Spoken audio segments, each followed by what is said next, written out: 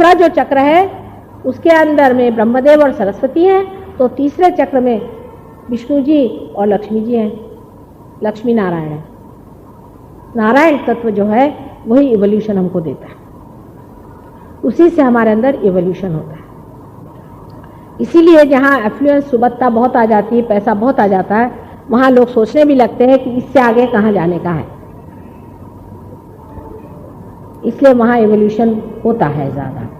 जब चीज़ भर जाती है, जब कोई मछली ने ये सोचा कि मेरा पेट पूरी तरह से भर गया, तो फिर वो ज़मीन पे आने लग गई, तो फिर वो कछुआ हो गई। फिर कछुए को लगा कि भाई मेरा हो गया अभी काम, अभी मुझे आगे को देखने का। जब उससे तृप्ति हो गई तो वो आगे को गया, तो उसका इवोल्यूशन हुआ और उसके 4 पैर खड़े हो गए, वो जानवर हो गया। रेप्टाइल से वो मैमल हो गया। उसे जानवर से आगे उसको जब जाने का था, उसने कहा कि चलो भैया घास वास खा ली, सब कुछ हो गया, अभी आगे को देखने का है, तो फिर वो चिंपैंजी हो गया। चिंपैंजी के आगे उसने सोचा कि इससे तो होता नहीं, और भी ठीक से खड़े होके देखो है क्या दुनिया चारों तरफ। ये जब उसने चीज सोची तब वो जा करके मानव हो। तो जो भूख है वही नाभि चक्र की खींच है। अमीबा भूख से ही मछली बनता है, मछली भूख से ही कछुआ बनती है, और मनुष्य भी एक ऐसी भूख है जिससे अति मानव बनता है, जिसे हम अध्यात्म की भूख या आत्मा की भूख कहते हैं। यह भूख ही है जिसे सीकिंग अंग्रेजी में शब्द है, खोज। खोज का रूप बदलते जाता है, जैसे बीज में से पहले पत्ती निकले, पत्ती में से फूल निकले, फूल से सुगंध निकले, उसी तरह एक से दूसरी चीज निकलती जाती है। अब जब मनुष्य स्थिति में जा करके अगर आपको आत्मा की खोज नहीं है तो आप किसी काम के नहीं। आत्मा की खोज करना मनुष्य का धर्म है, और वो भी यही नाभि चक्र में ही होता है। अब जब आत्मा की खोज में मनुष्य आ गया, और उसको अगर खोज जड़ता की है और मैटर की है, तो वो आत्मा को कैसे खोजेगा? समझ में आ गई बात? तो जो दशावतार अपने यहाँ बताए हुए हैं, उसमें से 7 अवतार अपने पेट ही में होते हैं, 7 अवतार कम से कम। 8वां अवतार राम का बताया गया है। अवतार भी क्या है? लीडर्स हैं हमारे पेट में। जो ये 10 गुरु हैं, मुख्य गुरु जैसे ज़ोरास्टर आदि मैंने आपसे बताए थे, नानक, जनक, जो दत्तात्रेय का अवतरण है, जो कि प्राइमोर्डियल मास्टर का, वो पेट में होते हैं, वो हमारे धर्म को जमाते हैं। अब इवोल्यूशन मनुष्य का हो गया, तो उसके सामने पहले एक सबसे बढ़िया राजा लाने की जरूरत थी, दिखाने के लिए कि सबसे आइडियल राजा कौन है, तो राम का अवतरण है। ये लीडर्स है। अवतरण क्या होते हैं? लीडर्स होते हैं, क्योंकि बगैर लीडर के इवोल्यूशन नहीं हो सकता, और ये लीडर परमात्मा के अंश होते हैं, इसलिए इनको अवतार कहा जाता है। तो राम का अवतरण हो गया। राम संसार में आए बताने के लिए कि एक आइडियल राजा कैसे होना चाहिए, राजकारण कैसे होना चाहिए। 8000 वर्ष पहले ये हमारी चेतना में बात आई। 8000 वर्ष पहले, जब इंग्लैंड में शायद वहाँ पे सुअर रहते होंगे, या अमेरिका में तो पता नहीं मगरमच्छी रहते होंगे, यानी यहाँ तक हमारे यहाँ जो गजेंद्र मोक्ष लिखा गया, आप लोगों ने पढ़ा होगा, गजेंद्र का मोक्ष हुआ था। तो जो पहले जानवर थे अपने यहाँ, बहुत बड़े बड़े जानवर थे, जो मैमथ वगैरह, उन जानवर में से सिर्फ एक हाथी बचाया गया था। वो हाथी का जो बचाना था इवोल्यूशन में, क्योंकि विष्णु शक्ति से होता है ये कार्य, इसलिए वो गजेंद्र मोक्ष की अपने यहाँ कहानी, उनमें से हाथी बच गया। हरे जो स्तर पे इवोल्यूशन होता है, उसमें से कुछ लोग तो बचते ही जाते हैं, जैसे मछलियां भी आजकल है ही, हाथी भी आजकल है ही।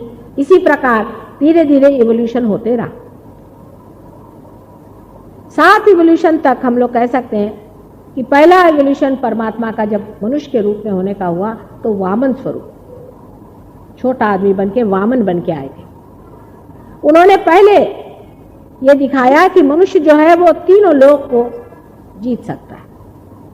मतलब ये था कि मनुष्य जो है वो पांचों तत्वों को जीत सकता है। ये वामन स्वरूप। उसके बाद में परशुराम का जो अवतरण हुआ है उसमें उन्होंने ये दिखाया कि मनुष्य अपने क्रोध से या अपने बल से जानवर आदि जो कुछ भी नेचर के जो नेचुरल जो हमारे ऊपर में प्रॉब्लम्स है उसको जीत सकता है।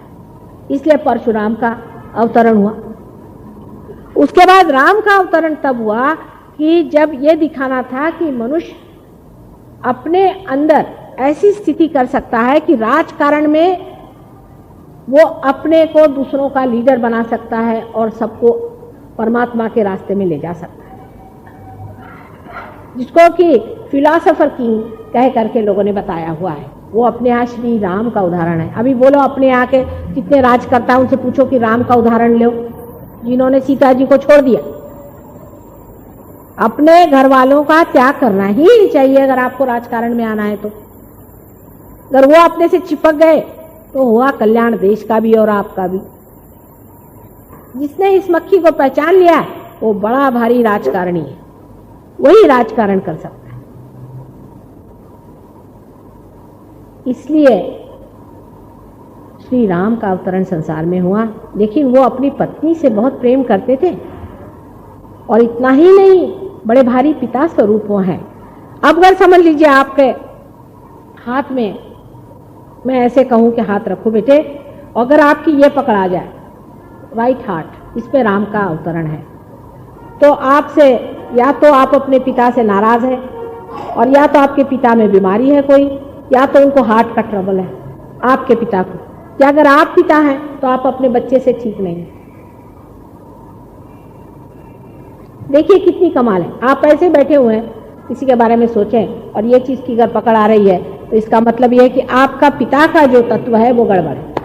अब वो बराबर कहाँ पर है इसको देखना चाहिए, उससे बराबर अंदाज पड़ जाता है। यहाँ है तो आपके पिता स्वयं हो सकते हैं या आपके पिता के पिता भी हो सकते हैं। अगर यहाँ है तो आपका पिता का तत्व जरा खराब है, माने ये कि आप परेशान हैं अपने पिता के लिए, या आप अपने बच्चों से ठीक से व्यवहार नहीं कर रहे हैं। इस प्रकार आपको हर एक चक्र पे पता चलता है। राम का चक्र जो है हृदय में राइट साइड पे है। अब राम तत्व के साथ हनुमान का भी तत्व है। हनुमान का तत्व जो है उसी से हम विचार करते हैं, उसी से हम फ्यूचर का सोचते हैं। वो बड़ा जबरदस्त तत्व है। जब सहयोग में आप पार हो जाते हैं, आपको कोई भी काम कराना हो, कहना हनुमान देख तू कर दे, अब तो आपका कनेक्शन हो गया ना, हो जाता है कोई सा भी काम, कठिन से कठिन। लेकिन पहले आपको अधिकारी होना चाहिए। आप अधिकारी नहीं तो वो कुछ थोड़ी सुनेंगे, लेकिन अगर आप अधिकारी हो जाए, कह दिया चलो हनुमान जी बस काम खत्म, बस कहने की बात, वो दौड़ गए। वो तो बड़े तुरंत दौड़ते हैं। पर आपका अगर रामचंद्र जी का एक चक्र खराब है, कुछ नहीं बनने वाला काम। हम तो बैठे बैठे लंदन में ही काम करते रहते हैं। हनुमान जी सुबह शाम तक दौड़ते हैं, इधर में भैरवनाथ जी दौड़ते रहते हैं। आपके अंदर भी सब है, आपकी वो भी मदद कर सकते हैं। हनुमान जी को अंग्रेजी में, मतलब क्रिश्चियनिटी में उनको गैब्रियल कहते हैं, सेंट गैब्रियल। और भैरवनाथ को कहते हैं सेंट माइकल। एक ही है, बिल्कुल एक, दो अंतर नहीं, नाम अलग है। उसके बाद बीच का हृदय चक्र, यहाँ पर जो हृदय चक्र है बीचों बीच में, यह दूसरे तरह का है कि हृदय में शिव जी का स्थान है और हृदय से शिव जी को छोड़कर शिवानी माँ का स्वरूप धारण करके जगदम्बा बनके भवसागर के ऊपर में स्थित हो जाती है। कि उसके जब भक्तजन डूब रहे होते हैं, हर एक धर्म में भक्तों को सताया जाता है, तो वो माँ बन करके जगदम्बा बन के और उनकी रक्षा करती है। ये रक्षा का तत्व है। अगर किसी आदमी को सेंस ऑफ इनसिक्योरिटी है, इस तत्व को हम मॉडर्न तक लाके बता सकते हैं। अगर वो सिक्योरिटी की सेंस नहीं है उसको, तो उसका ये चक्र पकड़ता है। इससे श्वास जो है जोर से चलता है। जब ब्रेस्ट कैंसर होता है किसी औरत को, तो उसका कारण भी यही चक्र पकड़ता है। अगर किसी औरत का आदमी अगर फ्लर्ट है, बदमाश है और वो किसी से कह नहीं सकती तो उसका ये चक्र पकड़ता है। राम का चक्र भी अगर वो अपनी पति से, कोई पति अगर अपने पत्नी से ठीक से व्यवहार नहीं करता है, उसको गृहलक्ष्मी का स्थान नहीं देता है और उसको ठगाता है, तो वो भी उसका राइट साइड पकड़ सकता है। उसी प्रकार अगर कोई स्त्री को ये दुविधा हो जाए तो उसका ये बीच का पकड़ सकता है। आपको अगर सेंस ऑफ इनसिक्योरिटी हो जाए या आप में कोई भूत बाधा हो जाए, कोई तकलीफ हो जाए, तो ये बीच का चक्र पकड़ता है आपका। उसे श्वास बहुत जोर से चलता है। एलर्जी इसी से होती है। लिवर और इसका कॉम्बिनेशन हो जाए, लिवर का मतलब स्वादिष्टान चक्र और इसका अगर कॉम्बिनेशन हो जाए तो एलर्जी शुरू हो जाती है। लोग बोलते हैं कि एलर्जी ठीक नहीं होती, सहयोग में एकदम ठीक हो जाती है। ब्रेस्ट कैंसर एकदम ठीक हो सकता है सहज में, एकदम 100%।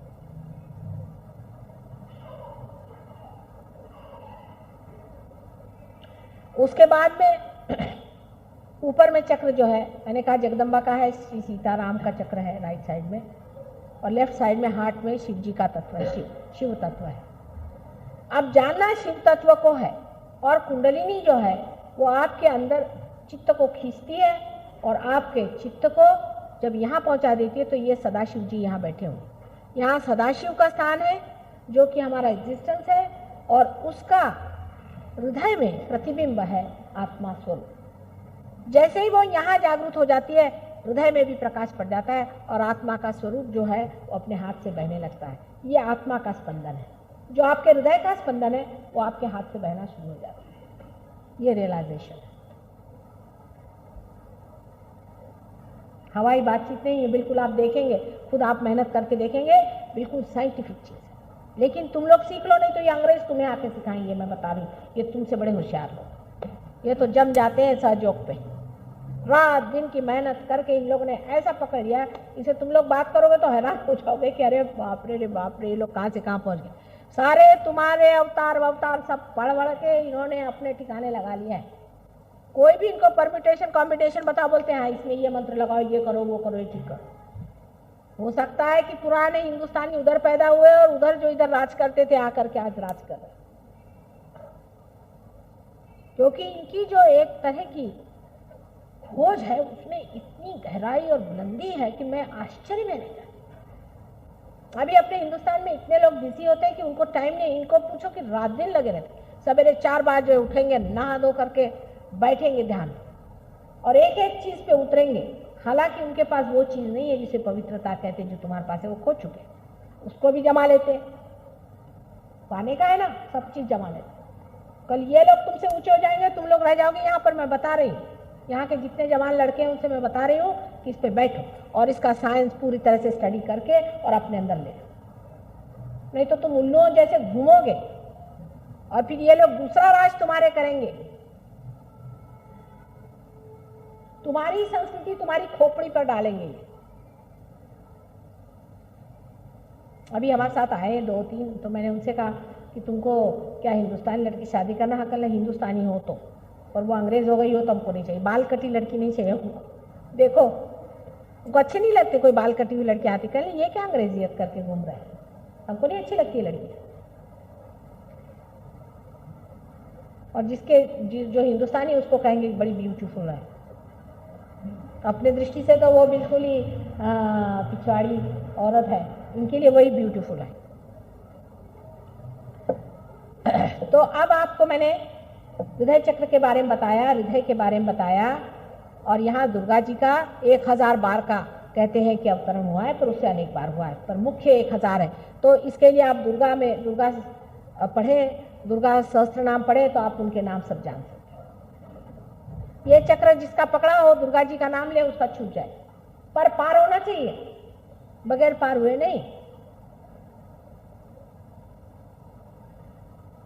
पेट खराब हुआ है आपका, जोरास्टर का नाम ले, नानक का नाम ले, आपसे सबसे लेटेस्ट अपने शिरडी के साईं बाबा है उनका नाम ले, वो दूसरे वाले का नहीं बोल रहे,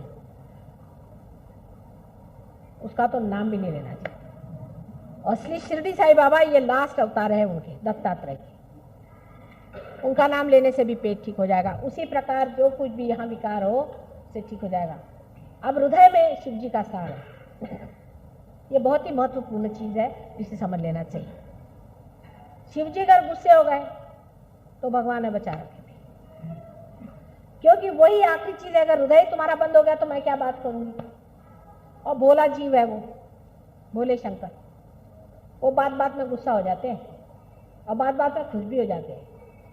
खुश हो गए तो तुमको अपनी पत्नी भी दे देते हैं ना, जैसे दिया था रावण को, याद है ना। बहुत भोले जीव हैं वो। कितनों को तो वरदान दे चुके हैं, कितनों का उन्होंने उद्धार किया हुआ है। शिव तत्व जो है एग्जिस्टेंस का अपना तत्व है। जब आप इससे दूर हट जाते हैं, जब आप बहुत ज़्यादा विचार करते हैं, प्लानिंग करते हैं, परमात्मा को भूल जाते हैं, तो शिव तत्व पकड़ता है, तभी हार्ट अटैक्स आते हैं। जो ईगो ओरिएंटेड आदमी होता है, जो ईगो से काम करता है, माने जो बहुत विचार करता है ना राइट साइड की नाड़ी से, उसका ईगो डेवलप हो जाता है। ऐसा जिसका ईगो ज़्यादा डेवलप हो गया उसी को हार्ट अटैक आएगा। इसलिए हार्ट अटैक वाले आदमी पे रहम करने की जरूरत नहीं। उसको कहना चाहिए कि तू दूसरे पे रहम कर।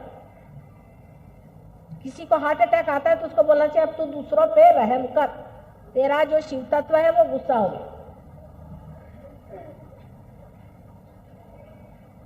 मतलब जबरदस्त जीव होता है वो दूसरे को दबोचता ही, एग्रेसर होता है।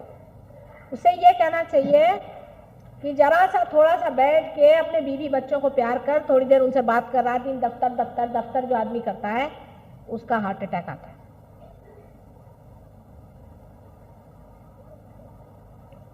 मतलब इम्बैलेंस भी है दो तरह का।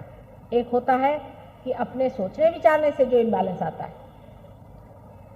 एक लेडी को, गुजराती लेडी थी, वो वाइस चांसलर साहब थे गुजरात के, उनकी वाइफ, उसको हृदय चक्र पकड़ा, हृदय पकड़ा। मैंने बोली भाई तुम क्या प्लानिंग करती हो, तुम तो हाउस वाइफ हो। मैंने कहा सवेरे से पापड़ क्या बनाने के, अचार क्या बनाने के, आज कौन खाना आने का, आज किसको नौकर पे बिगड़े, इस पे बिगड़े, पति पे बिगड़े, इधर काय को रखा, उधर बैठ उधर चल, हो गया हार्ट अटैक आने का। ऐसे औरत को हार्ट अटैक आएगा। हार्ट अटैक नहीं आएगा तो स्ट्रोक, पैरालिसिस जिस आदमी को आता है वो भी इसी वजह से आता है। उस आदमी के साथ दया करने की जरूरत नहीं, उसको कहना तू दया कर, परमात्मा से दया की भीख मांग, कान पकड़, परमात्मा की क्षमा मांग। उस पर अपने आप बहुत अच्छा श्लोक है, आप जानते हैं, गणेश जी का, जिसमें उनसे क्षमा याचना होती, क्योंकि वो करुणानिधि हैं, क्योंकि वो दया के सागर हैं। उनसे कहना चाहिए कुछ भी मैंने गलती से किया हो तो भैया माफ़ कर दे। उनसे हाथ जोड़ के माफ़ी मांगते हैं तो माफ़ कर देते हैं। तो जिस आदमी को हार्ट अटैक आता है, स्ट्रोक आता है, तो जान लेना चाहिए कि बड़ा एग्रेसिव आदमी है। तो नेचर ने कहा चल तेरे को ख़त्म ही कर देता हूँ। अब जरा सा लंगा पंगा हो जाएगा, जब हाथ ऐसे हो जाएंगे, मुंह टेढ़ा हो जाएगा, अब क्या ज़बरदस्ती करेगा, बोल ही नहीं सकता ठीक से। बहुत दो तरह का एग्रेशन होता है। एक होते हैं जो बोलते ज़्यादा है, एक होता है वो नहीं बोल करके बस हर समय गुस्सा नाक पे चढ़ा हो। दफ्तर में आए कि शुरू धम धम धम, दफ्तर से आए कि शुरू। सब लोग बोलते हैं कोई बाघ है कि शेर है, बोलना नहीं, बोलेंगे नहीं, बस गुस्से से देखेंगे ऐसा ऐसा कर। तब करुणानिधि, दयानिधि परमेश्वर शिव तत्व जो है वो गुस्सा हो जाता है। उससे ऐसे लोगों को हार्ट अटैक्स आते हैं। दूसरे लोग जो होते हैं उनका इम्बैलेंस ऐसा आता है कि जो इमोशनल होते हैं बहुत अपने हृदय से, मतलब ये कि कविता लिखो और हर समय रो और बड़े रोमियो जूलियट बन के घूमो और दुनिया भर की चीज़ें जो हम हृदय से करते रहते हैं, ऐसे लोगों की खोपड़ी खराब जाती है। या सेक्स में ज़्यादा पड़ना, इसीलिए रजनीश के शिष्य ज़्यादातर पागल हो जाते हैं। ये लोग ऐसे होते हैं जो दूसरों से एग्रेशन लेते हैं। ये क्लबिंग है। अगर कोई एग्रेसिव गुरु हो, जबरदस्त हो, तो उसके शिष्य वही होंगे कि हाँ भाई बड़े अच्छा, तुम हमको जूते मारो बहुत अच्छा, और हमको नचाओ बहुत अच्छा, हमारे कपड़े भी ले लो बहुत अच्छा। ये ऐसा क्लब होते हैं। एक एग्रेसिव आता है तो उसके आगे ऐसे ही लोग आते हैं कि जो भाई ठीक है, तुम जो भी एग्रेशन हम पे करते हो लेते हो, हम गुरु की सेवा कर रहे हैं, उसके हम जूते खा रहे हैं, हम उसके घर झाड़ रहे हैं अपने बालों से। ऐसे जो लोग होते हैं उनकी खोपड़ी खराब जाती है। वो बैलेंस खोपड़ी से आता है। देखिए बुद्धि से हम सोचते हैं, बुद्धि का काम तो सोचने का होता है, पर हृदय से काम करने से ब्रेन काम कर जाता है। जो लोग पागल होते हैं उन पे दया करो, जिनका दिमाग खराब हो जाता है, बुढ़े लोग हैं ज्यादातर, जो बुढ़े हो जाते हैं ना वो पगला जाते हैं। वो पगला जाते हैं क्योंकि वो सोचते हैं कि हमारा अनादर हो रहा है, हमें कोई मानता नहीं है। किसी आदमी का बहुत अनादर हो, उसे अगर बहुत सहन करना पड़े तो वो पगला जाता है, क्योंकि वो रिसीट कर जाता है अपने अंदर में। ये एस्केप है, कहना चाहिए, ये भागना है। एक तो है कि दूसरे पे हावी होना और दूसरा है कि उससे भागना। इस तरह की दो चीजें चलती हैं। इससे अच्छा आप बीच में रहो, ना तो किसी पे आप एग्रेस करो, ना तो किसी पे आप आक्रमण करो, और ना ही किसी का आप आक्रमण लो। आप बीच में खड़े हैं, बोलो क्या करने का। बीच का मार्ग प्रेम का होता है। अगर माँ बच्चे को दो थप्पड़ भी मारती है तो प्रेम से मारती है। प्रेम का मार्ग जो है वो बीच में होता